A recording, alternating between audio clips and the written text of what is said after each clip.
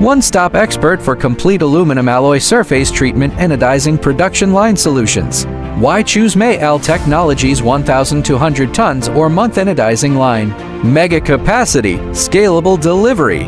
A stable monthly output of 1,200 tons meets the high-volume order requirements of construction, automotive, electronics, and other industries. The horizontal design ensures uniform stress distribution and effectively reduces scratches and deformation.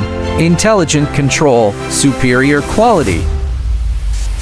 PLC-based fully automatic control system precisely manages the entire process: degreasing, anodizing, coloring, and sealing. Intelligent temperature control achieves O5 accuracy, and color difference is controlled within EO3. The anodic film thickness of 515 m is uniformly controllable. High efficiency and energy saving. High-frequency power supply saves 40% electricity compared to traditional equipment, with power consumption 280 kWh per ton of product. Green and environmentally compliant.